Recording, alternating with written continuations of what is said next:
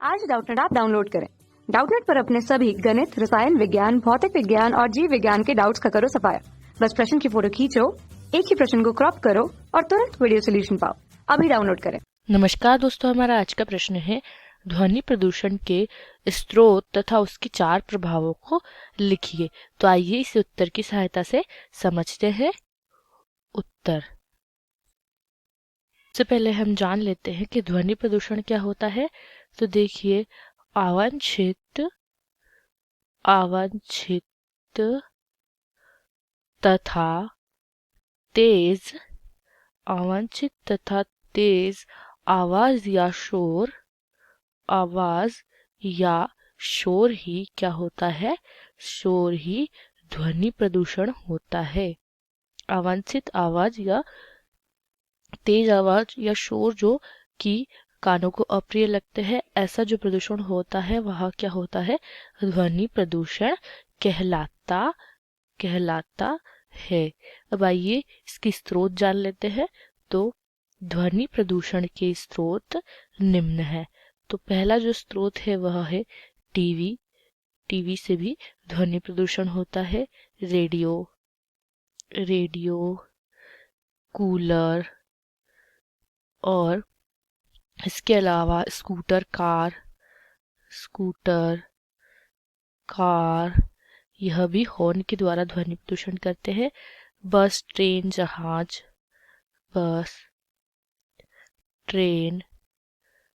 जहाज घरेलू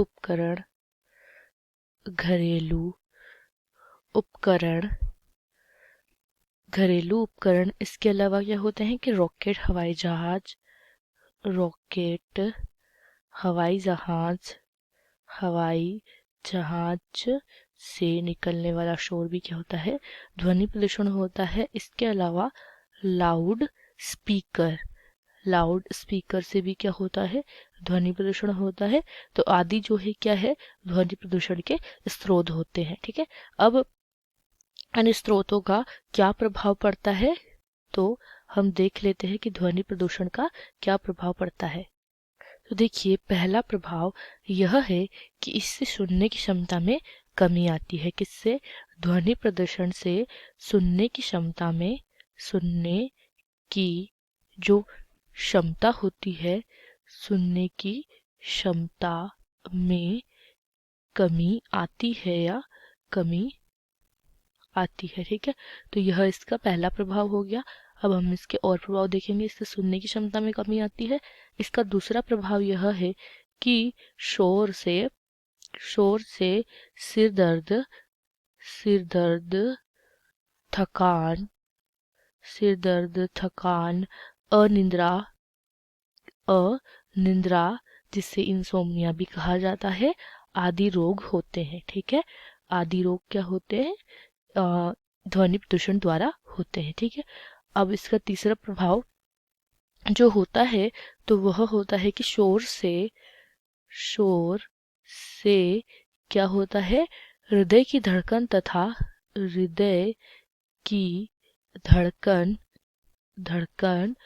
एवं इससे क्या होता है?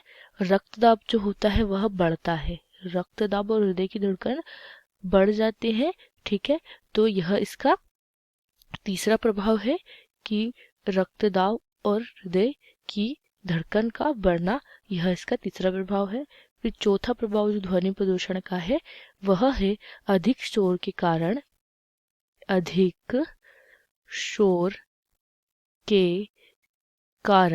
क्या होता है? अधिक शोर के कारण उपापचयी क्रियाएं प्रभावित होती है। जो मनुष्य या अन्य जीवों में होने वाली उपापचयी क्रियाएं होती है वह क्या होती है? शोर के कारण बहुत प्रभावित होती है। शोर के कारण क्या होती है?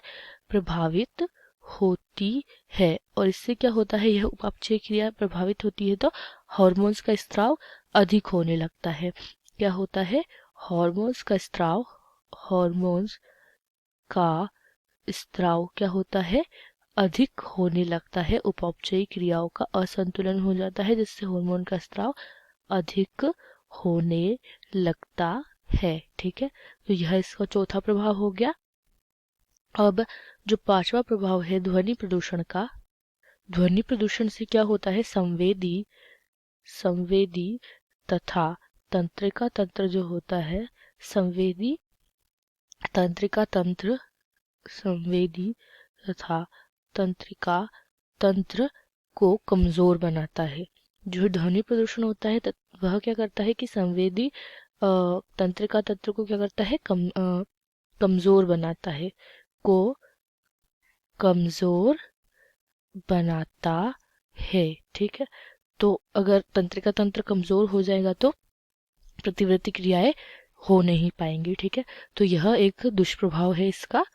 फिर जो छठा प्रभाव पड़ता है वह इस प्रकार है कि ज्यादा शोर होने पर या ध्वनि प्रदूषण होने पर, ज्यादा शोर होने पर क्या होता है कि त्वचा में उत्तेजना, त्वचा व स्वभाव में क्या होता है, त्वचा व स्वभाव में क्या उत्पन्न होती है, उत्तेजना उत्पन्न होती है तथा इसके अलावा क्रोध उत्पन्न होता है। क्या होता है, इसके अलावा क्रोध उत्पन्न होता है। अधिक शोर से क्या होता है, क्रोध उत्पन्न होता है, उत्तेजना उत्पन्न होती है। तो यही थे ध्वनि प्रदूषण के स्रोत तथा उनसे पड़ने वाले प्रभाव। तो हमारा प्रश्न यही समाप्त होता है। आशा करती हूँ आपको यह प्रश्न समझ आया हो। इस वीडियो को देखने के लिए धन्यवाद। कक्षा 6 से 12वीं से लेकर नीट, IIT, JEE वो एडवांस के लेवल तक 1 करोड़ से ज्यादा छात्रों का भरोसा। आज ही डाउनलोड करें डाउटनेट ऐप या व्हाट्सएप करें अपने सारे डाउट्स 8400 400 400 पर।